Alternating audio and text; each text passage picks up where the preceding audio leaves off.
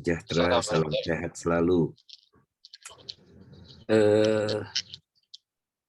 Mungkin saya agak berbeda ya dalam melihat kasus ini, karena saya juga terlibat secara tidak formal tentu saja di dalam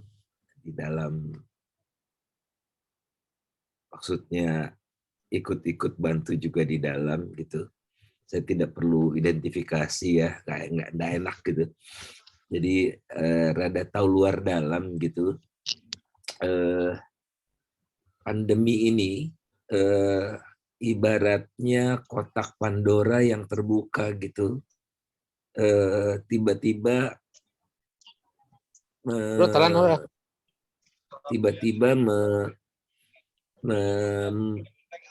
membuka kekurangan-kekurangan kita, kelemahan-kelemahan kita selama ini, dan mudah-mudahan ini disadari gitu untuk kita mencari jalan menyelesaikannya kembali ke track yang baik agar kita pada tahun 2045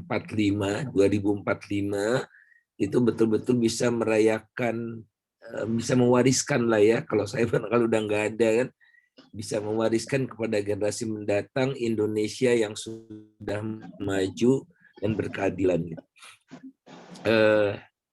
Tanpa kita sadari atau jarang disadari bahwa walaupun angka pengangguran, angka kemiskinan di Indonesia sebelum COVID itu sudah bisa diturunkan sampai 1 digit, namun masih ada 52% rakyat Indonesia itu yang hidupnya itu rentan gitu.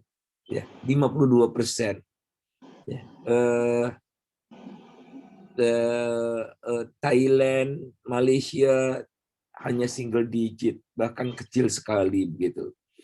Dan kalau kita telusuri negara-negara yang sudah lebih tinggi dari kita, tatkala pendapatannya selevel kita, itu penduduk rentannya jauh lebih rendah dari Indonesia. Rentan itu artinya oke, dia sudah tidak miskin, tapi dia ini di situ sudah ganti.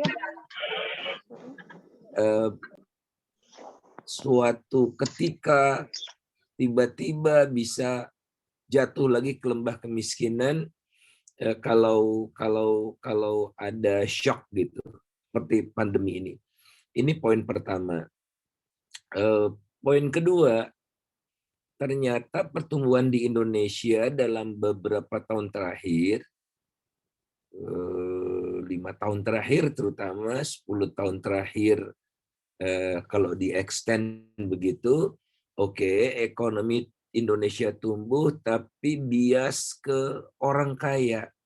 Jadi yang 20% termiskin itu pertumbuhan kekayaannya makin lambat atau terendah. Jadi semakin kaya seseorang itu kecepatannya makin tinggi, yang menyebabkan jurang kaya miskinnya melebar. 1% dari penduduk Indonesia itu menguasai kira-kira 44% kekayaan nasional, 10% penduduk terkaya menguasai kira-kira 74% kekayaan nasional. Jadi ada yang, ya kalau di mata saya ya, ini kan is matter of belief gitu. Di mata saya ada sesuatu yang salah ini. Karena apa? Karena kalau kondisinya begini terus, dan ini semakin memburuk, mengingat kebijakan-kebijakannya makin pro oligark gitu. Ya orang miskin juga disapa gitu. Namun teman-teman bisa lihat apa yang dinikmati oleh para oligark itu dengan omnibus dan turunan-turunannya itu. Itu yang kedua. Yang ketiga, saya sudah mengingatkan 4 tahun terakhir, 5 tahun terakhir barangkali ya tugas saya sudah selesai gitu, mengingatkan ya. Maksudnya sudah kewajiban kita mengingatkan sudah. Saya sejak awal mengatakan pemerintah ini rada ugal-ugalan dalam membangun infrastruktur. Dan puncak ugal-ugalannya itu belum terjadi dan masih terus akan dilakukan, dan saya akan perangi terus. Saya akan ingatkan terus, yaitu ibu kota negara. Ya. Ibu kota negara ini secara etik dan moral tidak pantas dibangun sekarang di era pandemi, ya, di era kita banyak tantangan, global warming dan sebagainya. Jadi harusnya kita menjadikan prioritas itu betul-betul yang paling relevan gitu menghadapi tantangan-tantangan zaman. Mudah-mudahan ini makin disadari. Saya akan bersuara terus soal ini, ya. Karena apa? Karena Bapak Ibu juga harus mulai memasukkan dengan probabilitas lebih tinggi efeknya dalam kaitannya dengan risiko fiskal.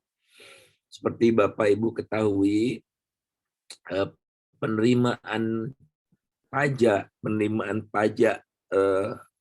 negara dari pajak secara relatif ya tax ratio itu turun terus dalam 8 tahun terakhir. Tidak ada satu negara yang turun terus berkepanjangan sampai nisbahnya itu tinggal 8,3% dari PDB.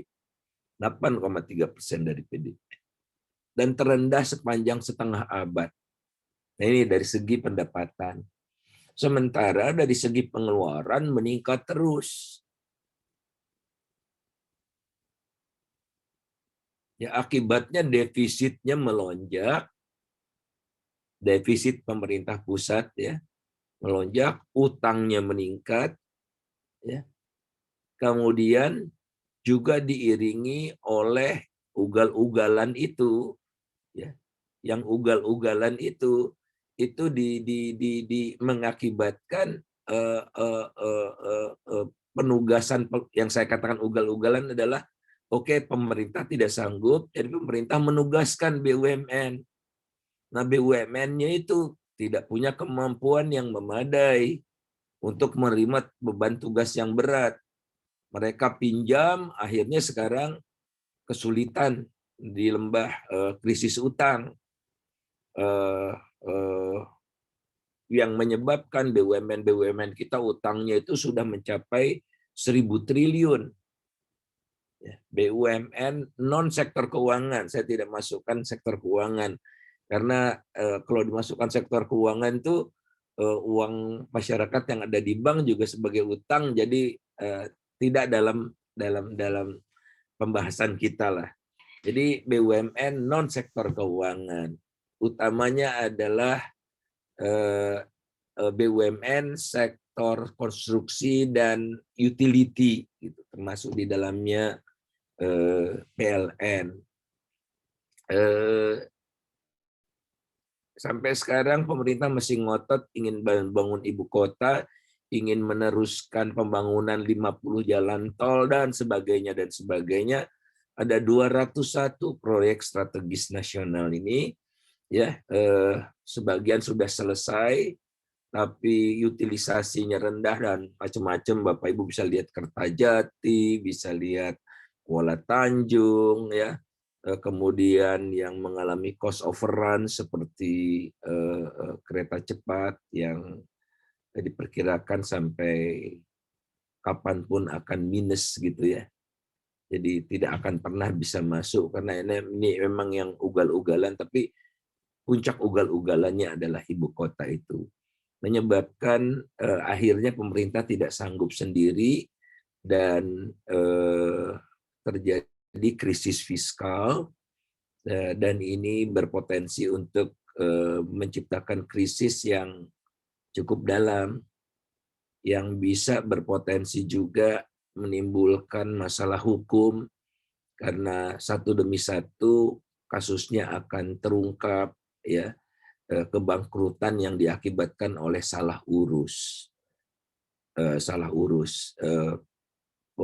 tidak punya uang tapi ngambil alih saham Freeport sehingga penguasaan kita 51%, ya. Untuk itu kita pinjam 3,8 miliar dolar, barangkali dalam waktu 20 tahun baru balik modal. Yang begini-begini. Jadi keinginan banyak, tapi kemampuan terbatas, dan membangun Indonesia didasarkan pada mimpi semalam gitu. Jadi bayangkan membangun ibu kota tanpa undang-undang. Ya, undang-undangnya belum ada tuh tentang ibu kota baru. Jadi heavy eksekutif sekarang. Nah, ini yang harus kita cermati. Saya sebetulnya tidak ingin menyampaikan ini, ya, tapi teman-teman ini risk management. Jadi kondisi terburuknya harus saya sampaikan, dan saya takutnya tuh saya tidak ingin yang saya katakan ini terjadi, tapi kok makin lama setiap hari makin apa ya, membayangi saya gitu. Tapi saya tidak diam, tentu saja saya juga nanti kalau di warung kopi saya bisa sampaikan apa yang bisa saya lakukan, ya, di ini forum publik yang saya punya kendala untuk menyampaikan semua. Tapi insya Allah kita lakukan terus. Semalam juga saya appeal kepada teman-teman, para dosen, para dekan Fakultas Ekonomi seluruh Indonesia lewat Mas Rimawan untuk yuk kita bikin semacam awareness gitu, warning kepada pemerintah untuk betul-betul disadari. Karena apa Bapak Ibu sekalian, teman-teman sekalian, check and balances tidak jalan. DPR-nya seperti seperti pemerintah juga gitu. Jadi kampus-kampus tidak menyuarakan kebenaran lagi karena mengabdi rektornya, dekannya takut dianggap HTI, takut dianggap radikal gitu-gitu, ya. Mengerikan. Ya, ini barangkali kelamnya demokrasi di kita. Bapak Ibu juga tahu demokrasi di indeks kita turun dan sebagainya itu. Ini barangkali warning saja yang kita nanti bisa diskusikan lebih jauh dengan data-data, ya. Nah, dengan catatan itu saya ingin saya takutnya yang saya sampaikan itu nggak kesampaian. Itu lebih penting daripada yang berikut ini. Nah, jadi sekali lagi COVID lah yang menjadi kotak Pandora gitu. Jadi kalau nanti pemerintah mengatakan oh ini gara-gara COVID, nggak benar, ya. Oh ini gara-gara COVID, nggak benar. Jadi memang ada masalah mendasar yang tidak dihadapi oleh Republik Indonesia ini karena pengelolaannya di era Jokowi ini agak ugal-ugalan gitu. Saya pendukung Jokowi, tapi saya bertanggung jawab atas pilihan saya, ya, saya harus mengingatkan. Ini kira-kira standarnya di Bank Dunia. Jadi kinerja ekonomi itu dipengaruhi oleh shock akibat COVID. Kemudian shock akibat COVID ini merusak global supply chains, mengganggu perdagangan dunia, investasi gitu, ya. Jadi shock to the world economy. Nah, dua-dua ini teman-teman sekalian ngefek langsung tentu saja kepada kinerja ekonomi kita, kan. Nah, namun kinerja ekonomi satu negara itu bisa lebih baik, lebih buruk dari yang lain bergantung kedua faktor ini. Government containment strateginya terhadap virus, ya. Kemudian government economic response-nya. Nah, ini yang akan secara ringkas saya sampaikan karena lebih baik betul kita diskusi saja. sadarilah bahwa krisis kali ini tuh berbeda gitu. Ini krisis bukan karena krisis keuangan, tapi krisis kesehatan. Bayangkan sudah 220 negara dan teritori yang terkena virus ini, 148 juta orang terjangkit kumulatif ya, 3 juta orang lebih meninggal dunia dan 19 juta orang lebih, semua lebih ini ya, masih active cases, jadi dia belum sembuh. Oleh karena itu standar penyembuhannya juga berbeda dengan sebelum-sebelumnya. Karena kalau sebelumnya standarnya gampang ya. Jadi fiscal policy-nya widening deficit gitu ya. Kemudian monetary policy-nya ya easy money gitu-gitu. Nah, sekarang nggak bisa. Sekarang harus ada yang di depan. Saya semakin terganggu dengan ucapan Pak Jokowi hari ini yang mengatakan keseimbangan antara ekonomi dan kesehatan itu sudah bagus dan harus diteruskan. Tidak bisa. Ini bukan bicara keseimbangan, ini bicara kesehatan nomor satu. Ekonomi harus ngalah. Kalau kita begini terus, maka pemulihannya akan semakin lama. Kita coba remgas itu nggak ada cerita itu. Secara etika dan moral juga nggak benar. Oke, jadi ini dampaknya ke dunia ya lewat trade, foreign investment, tourism dan sebagainya itu. Semua negara telah melakukan, hampir semua negara ya, langkah-langkah yang luar biasa dari segi stimulus, tapi kembali tidak bisa untuk melawan resesi ini karena stimulus saja tidak bisa gitu.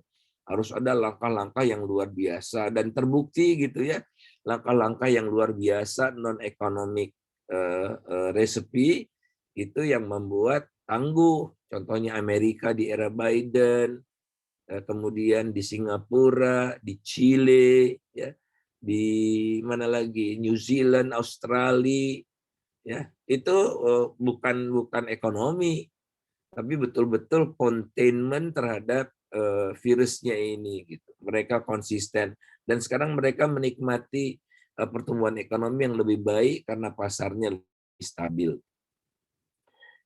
Nah, jadi secara keseluruhan diperkirakan akan mengalami huruf V ini ya, huruf V recovery-nya. Jadi tahun ini pertumbuhan ekonomi akan jauh melampaui kondisi sebelum COVID, tapi setelah itu turun kembali ke tren yang jangka panjangnya. Jadi V-shape recovery untuk dunia, namun terjadi variasi pola di antara berbagai negara. Nah ini bandingkan misalnya berbagai kelompok negara ini dengan Indonesia ya.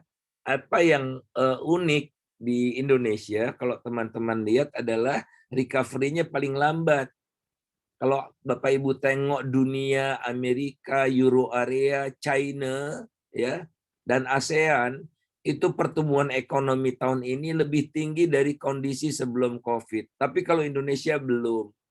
Indonesia itu setahun lebih lambat gitu. Memang seperti itulah Indonesia sejak beberapa tahun terakhir recovery-nya lambat. Tapi kalau mengalami hantaman ekonomi, kita juga terhantamnya tidak terlalu dalam gitu. Karena apa? Kita keterkaitannya dengan ekonomi dunia itu relatif renggang gitu. Jadi ekonomi Indonesia dengan ekonomi dunia itu agak renggang.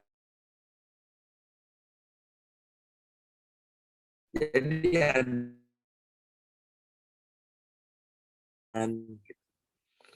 nah ini di negara-negara yang besar, kemudian di antara negara-negara ASEAN juga seperti itu. Kita tengok pertumbuhan ekonomi di hampir semua negara ASEAN juga lebih tinggi tahun ini dibandingkan dengan tahun sebelum krisis, kecuali Indonesia. Ya ada di sini Filipina, biasa Indonesia temannya Filipina melulu.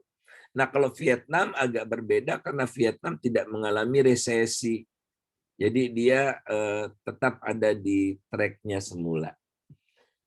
Nah kalau kita lihat dari virus, itu ada berita mengembirakan, harus kita katakan cukup mengembirakan. Jadi kasus aktifnya di Indonesia ini sudah turun, ya sudah turun. Ini sampai 24 April ya. Jadi active cases-nya turun, angka kematiannya. Jadi sekarang udah di bawah 100.000 ya Bapak Ibu sekalian active cases-nya. Ya kemarin di atas 100.000, tapi trennya sudah cukup lama ini di bawah 100.000. Active cases adalah jumlah orang yang masih terjangkit dan atau dirawat. Gitu. Sementara angka kematiannya juga turun, walaupun belum mencapai penurunan yang cukup signifikan. Ini question mark. Jadi active cases turun juga disebabkan karena angka kematian yang tinggi. Nah, kemudian good news-nya lagi kalau kita lihat pertambahan per 50.000 tambahan itu makin lama makin panjang. Kita pernah dalam 3 hari itu nambah 50.000 kasus. Sekarang udah lama ini ya, sudah sebulan terakhir ini 10 hari untuk mencapai 50.000 kasus. Kira-kira setara dengan kondisi awal Desember gitu. Jadi good news, namun tetap ada yang menjadi tanda tanya buat kita. Jangan sampai kita overconfident seperti India ya. Karena di kita ini sekarang agak lengah karena apa? Karena testingnya jadi rendah sekali ya. Jadi sadari bahwa kondisi virus ini masih sangat besar, testingnya sangat rendah, lebih rendah dari Pakistan, Brazil, Filipina, dan sebagainya itu. Nah, kalau testingnya rendah, menyebabkan jumlah orang yang bisa kita jaring yang betul-betul positif itu jadi rendah juga gitu. Nah, oleh karena itulah maka bahwa vaksinasi juga masih sedikit ya, baru Indonesia ini udah lumayan sebetulnya, tapi jauh dari India dan Brazil,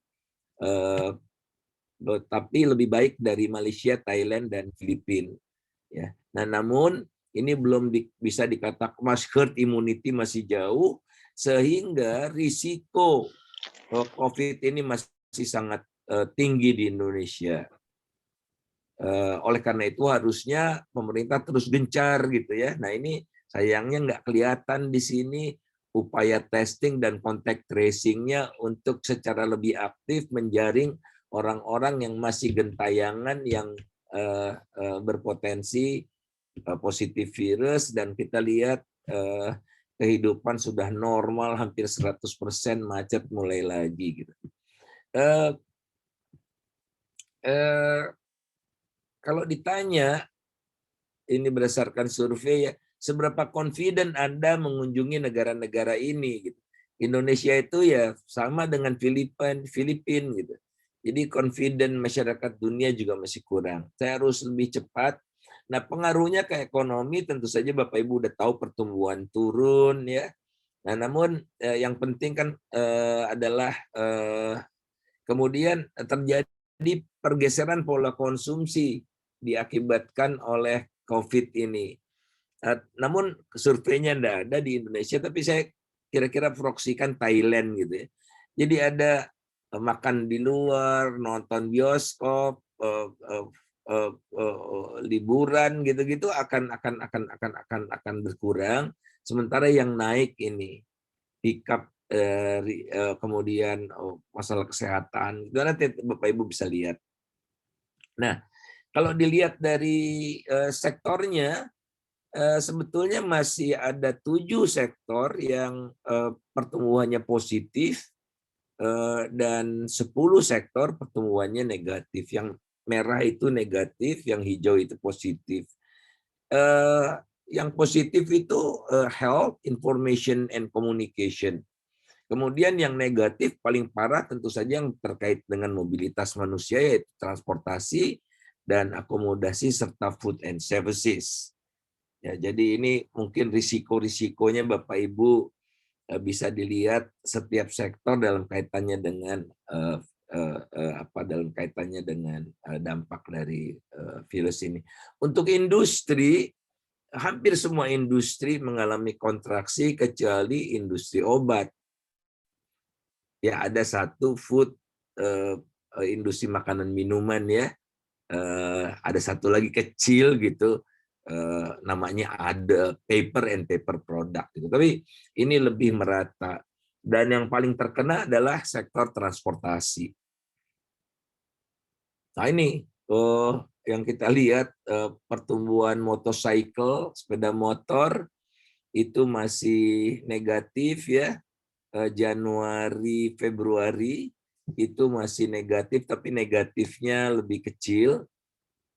Untuk mobil ini menarik, Maret ini pertumbuhan year on year-nya sudah positif 11%, month to month-nya bahkan naik 73%. Jadi Maret dibandingkan dengan Februari sudah naik tajam. Barangkali April ini akan terbang karena ada diskon itu ya, diskon atau penghapusan PPNBM. Nah, turis hancur lebur. Jumlah kunjungan Wisman saya lewati, kemudian yang tadi ya bahwa COVID ini menyebabkan pergeseran dari pekerja formal ke informal. Jadi permanent employees itu turun 5,6 juta, kemudian permanent employers juga turun, jadi totalnya minus 6 juta. Nah, mereka ini pindah sebagian lagi nganggur, jadi family workers, jadi casual workers in agriculture gitu. Jadi terjadi penurunan kualitas, dan tatkala pandeminya selesai, nggak tahu kapan, mereka kembali nggak bisa dapatkan pekerjaan sebelumnya. Nah, ini yang bahaya. Kemudian juga terjadi pergeseran dari manufacturing industry ke agriculture. Tadi dari low quality dari high quality job ke low quality job, sekarang dari formal sector ke sektor informal sector. Ya, jadi dari manufacturing ke agriculture. Nah, yang menyebabkan oleh karena itu angka kemiskinannya naik gitu ya. Ini naik. Ini Bapak Ibu harus catat di sini kenaikannya kecil ini karena BPS surveinya sekarang lewat telepon, tidak melakukan kunjungan, dan karena ribet maka hanya 10 kelompok barang yang dijadikan basis dengan pola pengeluaran yang terjadi pada bulan Maret. Jadi most likely sebetulnya angka kemiskinannya bisa lebih tinggi ini. Kemudian ya angka ketimpangannya juga naik seperti saya sampaikan. Nah, ini yang saya katakan tadi fiscal response ya. Jadi defisitnya naik, pendapatannya turun, pengeluarannya naik ya kan. Pendapatannya turun kita lihat, pengeluarannya naik. Pendapatannya turun itu tax ratio, jadi naik cuma sekali akibat dari tax amnesty, kemudian turun lagi. Ya, betapa tidak efektifnya gitu ya. Yang menyebabkan utang itu tadi naik, ini utang central government, ini utang BUMN non sektor keuangan, dan ini walaupun persentasenya masih kecil ya, namun ini sudah sangat membebani.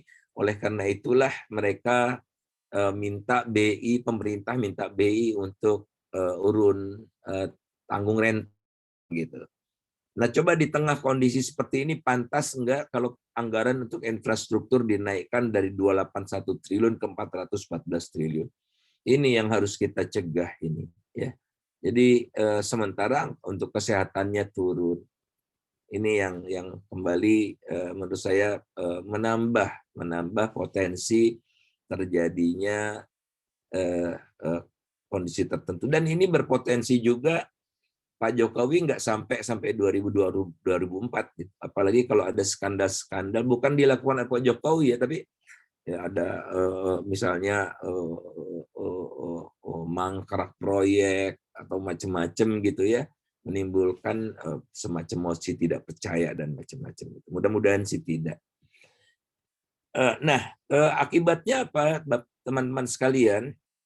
Segala upaya yang telah dilakukan oleh BI ya menjadi mandul gitu, karena itu tadi pandeminya tidak diselesaikan secara komprehensif gitu. Menteri Kesehatan yang udah bagus tapi kelihatannya kewenangannya amat dibatasi. Nah, satu-satunya satu-satunya yang risikonya kecil ada di inflasi. Jadi Bapak Ibu bisa abaikan lah ya risiko inflasi ini. Karena apa? Bukan karena apa-apa, karena daya belinya turun. Nah, kita lihat BI telah menurunkan 5 kali interest rate, repo rate ya 7 hari. Itu tetap saja bergeming itu pasar. Jadi kredit tetap saja turun, bahkan kredit perbankan mengalami kontraksi yang cukup dalam 4,1% pada bulan Maret. Sementara walaupun bunga turun, masyarakat tetap aja naruh uangnya di bank. Ini ineffectiveness karena COVID ini, karena COVID-nya lah yang masih merupakan masalah gitu. Jadi sektor keuangan perbankannya relatif sehat kok gitu. Ini sektor perbankannya relatif sehat. Nah, kemudian rupiah ini dua lagi ya, rupiah dan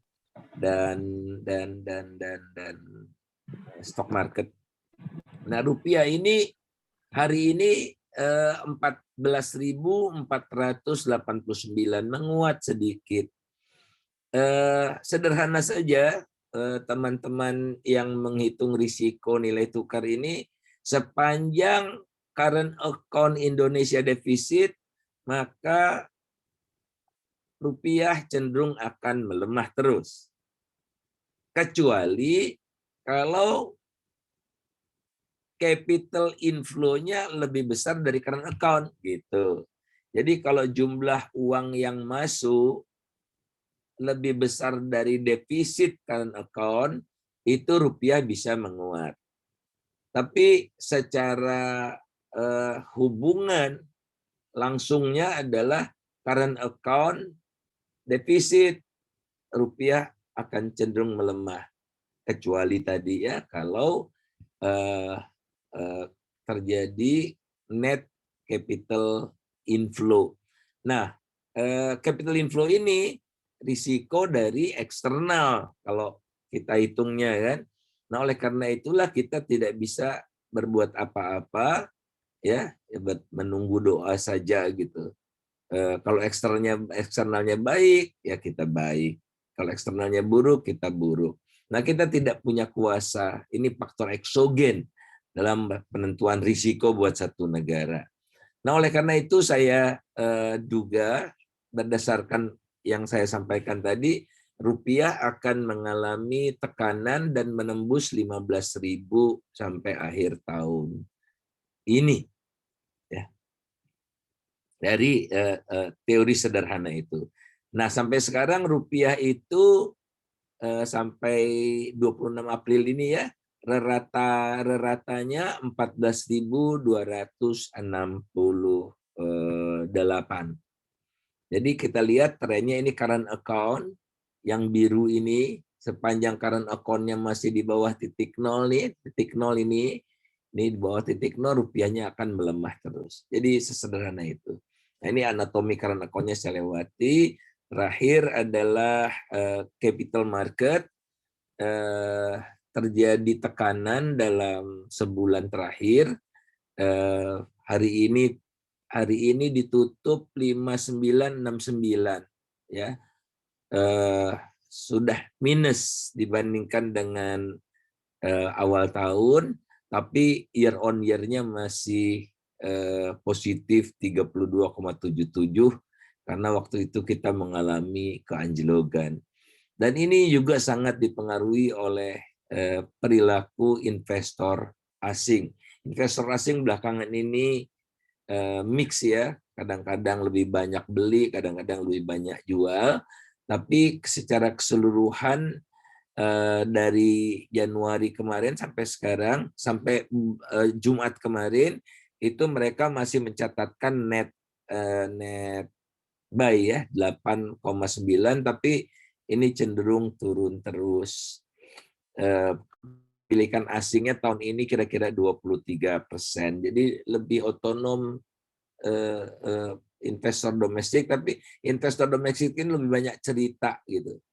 Ini kita lihat kinerja Indonesia jauh lebih buruk dibandingkan rata-rata negara ASEAN dan Asia Pasifik. Di ASEAN kita nomor 4, di Asia Pasifik kita nomor 10, di dunia nomor 29 per 23 April kemarin. Tapi Bapak Ibu nggak perlu terlalu banyak memikirkan ini ya, karena ini stok market kita itu berbeda sekali dengan kondisi ekonomi. Jadi beda dengan Dow Jones yang menggambarkan ekonomi Amerika, tapi BEJ kita tidak menggambarkan kondisi perekonomian. Kenapa? Karena misalnya di stock market, market cap sektor keuangan itu 35%, di PDB cuma 2,6%. Kemudian di paling akhir ini others, di stock market nggak ada, di ekonomi others-nya itu 33,4. Kemudian agriculture 1,3 di stock market, di ekonomi 13, jadi 10%. Jadi bisa dikatakan langit dan bumi lah antara stock market. Dia punya logikanya sendiri, PDB juga punya logikanya sendiri. Oleh karena itulah Bapak Ibu harus hati-hati untuk menghitung risiko-risiko. Tidak bisa pakai buku teks aja gitu ya. Saya rasa saya tidak ingin memperpanjang lagi. Saya prospeknya di masa yang akan datang, kira-kira kita akan mengalami pola yang seperti huruf V yang agak tidur gitu. Ini trennya, jadi kita tidak bisa tiba-tiba ke track jalur yang kondisi sebelum krisis, karena kita harus berbenah. Jadi kuncinya tidak bisa dilakukan dengan cara biasa, tapi harus dengan cara luar biasa untuk mengembalikan kondisi ekonomi Indonesia. Dan satu kata kuncinya adalah transformasi. Oke, itu aja. Makasih.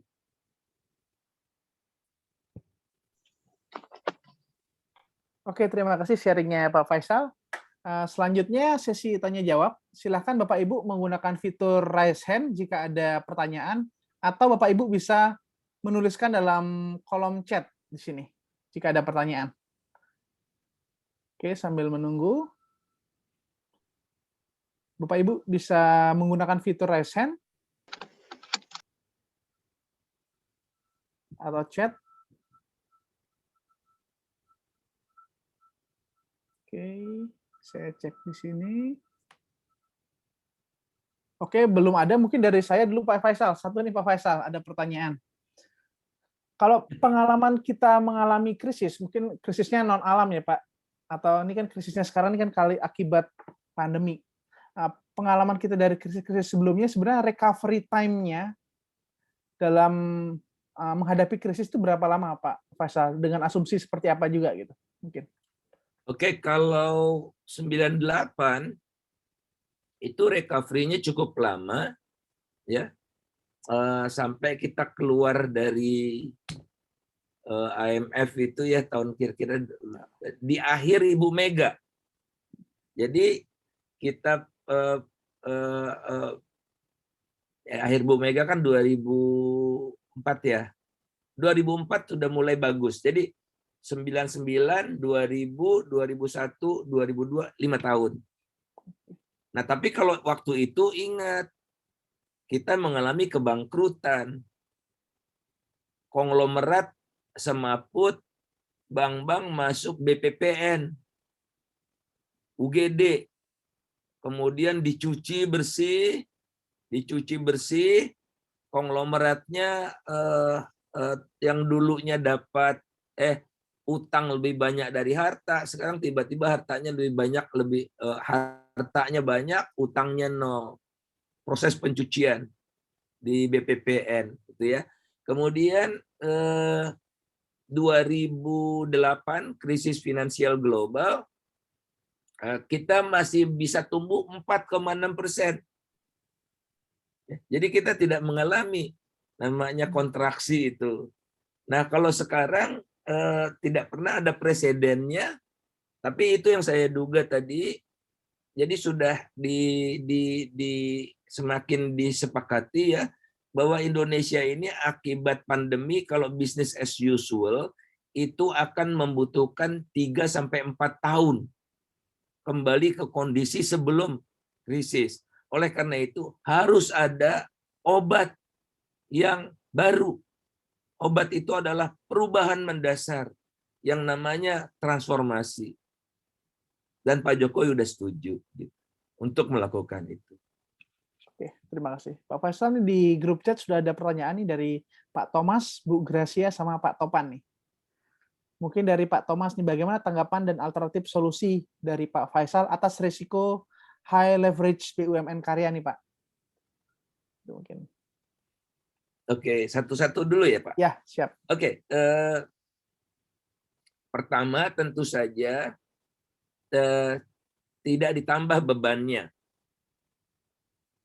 Tidak ditambah bebannya. Kemudian kedua, mengintegrasikan antara perencanaan proyek dengan perencanaan keuangan. Supaya semua bisa dihitung.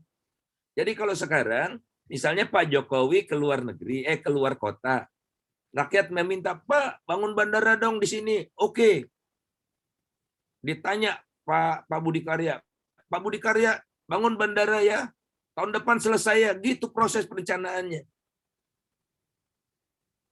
Ugal-ugalan.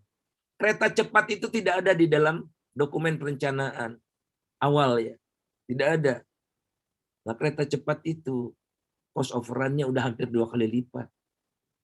Siapa yang sanggup? Nah, jadi caranya adalah tidak ditambah bebannya, ya. Kemudian kedua, pemerintah membayar apa yang bukan merupakan kewajiban BUMN itu. Pemerintah membayar apa yang merupakan kewajiban pemerintah itu. Ya. Nah, sekarang sedang antri kan ke Menteri Keuangan. Ini loh, saya udah kerjakan proyek pemerintah tapi saya belum dibayar, gitu kan. Ya. Caranya ya dibayar kewajiban pemerintah terhadap BUMN itu. Nah, kemudian ketiga adalah ya menjual secepatnya dengan rugi sekalipun. Ya, apa proyek-proyek yang sudah tapi ini agak susah ya, kecuali ruginya besar. Nah, belakangan ini dicarilah ya, gara-gara tadi dari caranya ugal-ugalan ya, ugal-ugalan, kemudian berdampak pada keuangan, APBN-nya tidak bisa membayar PMN, penyertaan modal negara, kemudian dicari jurus terakhir adalah lembaga investasi itu. Nah, lembaga investasi ini nanti yang disuruh beli aset-aset yang, tapi lembaga investasi ini kan isinya profesional yang keren semua, itu nggak masuk dalam hitungan mereka. Nah, ini yang saya katakan pada suatu waktu meledak ini. Jadi meledaknya itu sebelum 2014 karena udah nggak tahan lagi. Nah, tapi jadi kembali yang ingin saya sampaikan adalah ya didisiplinkan lah. Jadi menurut saya ini bukan salah BUMN-nya, salah yang nugaskan. Kerjakan ini seperti LRT. Ya. Ini saya kan bertemu dengan Pak Budi, dulu Pak Budi yang jadi di Dirut Adi kan.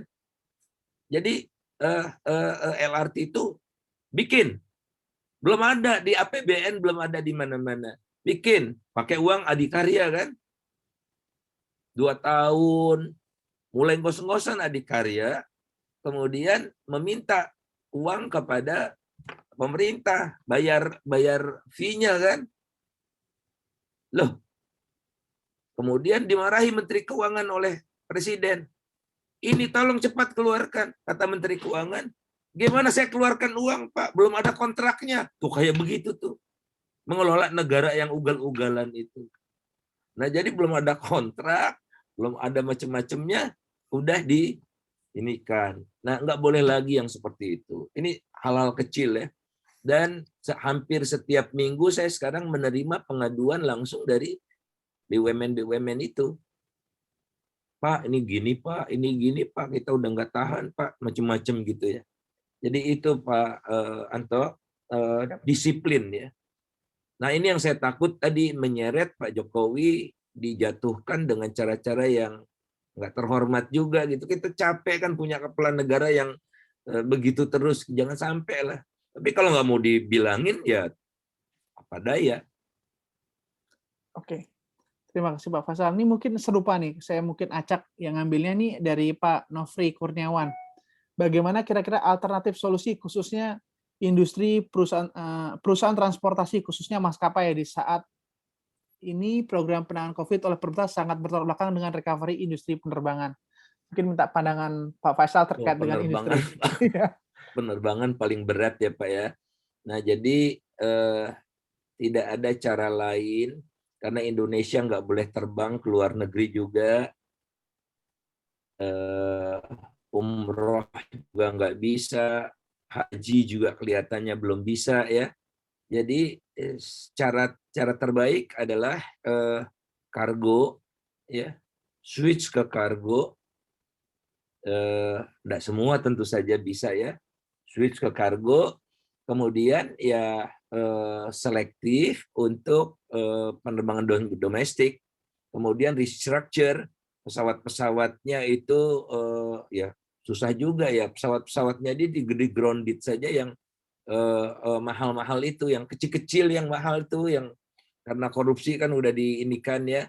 Jadi restructuring, kemudian ya mencari sumber-sumber pendapatan yang di luar konvensional. Tapi ini kan saya tiap hari dikirimin sama Garuda promosi. Garuda ini ngerti nggak sih logika orang? Saya yang tidak akan bepergian kalau kondisinya seperti ini. Saya udah 61 tahun. Jadi Garuda tuh cara promosinya juga harusnya udah beda gitu ya. Ayo Faisal promosi sekalian check up di mana gitu. Jadi nggak bakal mempan tiap hari saya dikasih diskon 90% juga saya nggak mau. Saya merelakan ratusan ribu mileage saya untuk angus.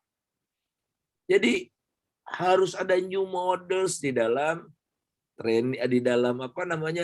promosi juga gitu. Kadang-kadang saya ketawa nih sama Garuda nih. Garuda nih nggak ngerti ini apa pandemi apa gimana. Walaupun kalau naik Garuda itu paling safety-nya paling terjamin. Artinya pasca pandemi orang juga berubah. Orang akan mengurangi belanja, orang akan mengurangi bepergian, ya. Orang akan mengurangi perjalanan dinas. 30% orang barangkali akan tetap work from home. Jadi Garuda harus mengubah strateginya gitu. Ya, kalau tidak di Garuda akhirnya disuntik puluhan triliun terus oleh negara. Ya nggak bisa seperti ini lagi. Jadi ya, menurut saya Garuda harus punya new models di dalam bisnisnya, termasuk dalam kaitannya dengan penggunaan aftur ya. Kalau di Austria kan sekarang mereka harus pindah ya karena efek rumah kaca. Jadi pemerintahnya itu membantu airlines-nya, tapi airlines-nya harus berubah. Nah, di Indonesia enggak. Yang sedih saya satu lagi itu Pak Jokowi tidak mengajukan komitmen mengurangan emisi waktu bertemu dengan Biden kan. Nah, jadi ini yang menurut saya pada akhirnya Pak Jokowi menunjukkan dia makin mengutamakan oligark itu daripada rakyat Indonesia secara keseluruhan. Oke, Pak Faisal. Mungkin saya gabung nih, ada pertanyaan dua dari Bu Gracia dan Pak Topan. Yang pertama Bu Gracia terkait dengan ada korelasinya kah sekolah tatap muka dengan ekonomi terkait kebijakan membuka sekolah tatap muka. Terus yang kedua ini terkait efektivitas kinerja program PCPEN, Pak, yang hampir dana yang digulirkan sekitar 699 triliun di 2021. Apakah bagaimana efektivitasnya? Mungkin itu Pak Faisal. Pertama, sekolah tatap muka ya. Ya. Sekolah tatap muka itu bisa ditempuh secara tidak nasional.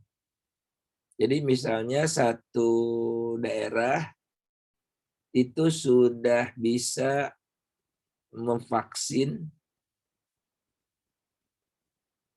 separuh dari penduduknya. Kapan itu ya? Berat ya. Jadi herd immunity. Tapi sebelumnya udah oke. Jadi misalnya katakanlah 25% dari penduduknya sudah divaksinasi. Kemudian orang tuanya usia 60 ke atas itu sudah 75%. Sehingga nanti anak-anak itu kalau pulang bawa virus nggak bikin orang tuanya bermasalah gitu. Kan kuncinya itu, anak-anak punya daya tahan. Kemudian sudah punyalahkah kita kemampuan untuk melakukan testing terhadap seluruh guru dan petugas sekolah ya, secara berkala. Ya, secara berkala.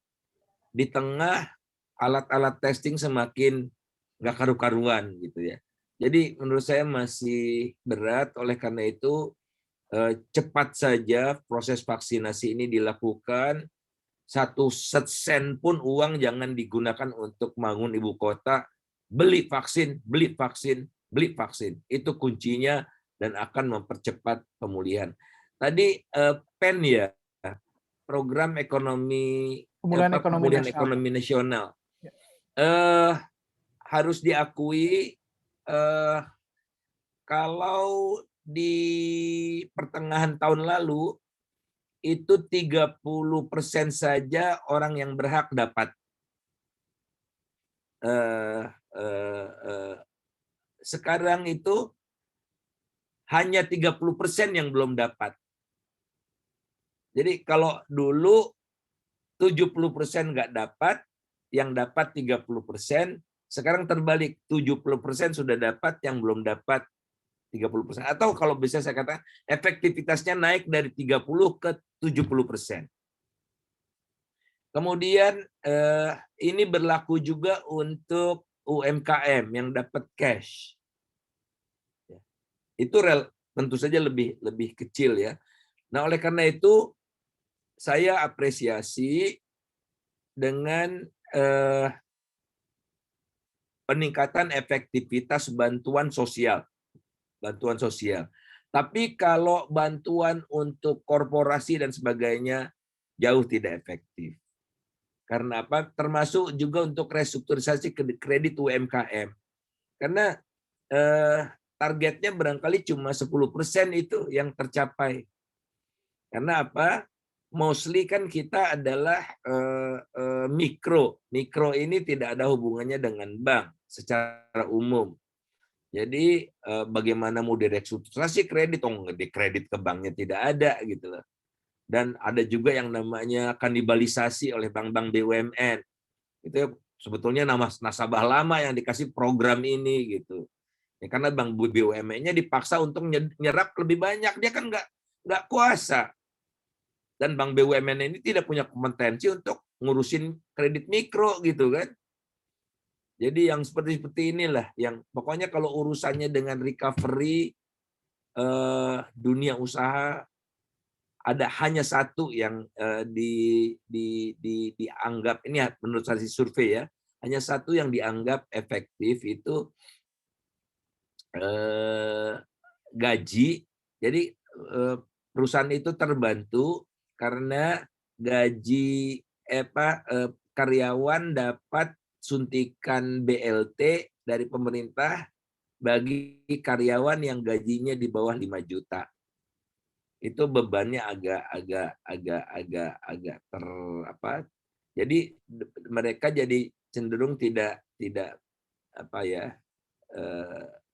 mengalami tambahan kesulitan likuiditas terkait dengan membantu karyawannya itu. Tapi sekali lagi yang semakin efektif harus diakui adalah yang BLT ini, bantuan sosial. Oleh karena itu harus tunai, jangan pakai apa Pak? Pakai sembako. Jadi diberikan masyarakat keleluasan untuk belanja sesuai dengan apa yang mereka butuhkan. Kalau sembako kan terbatas pada sembakonya.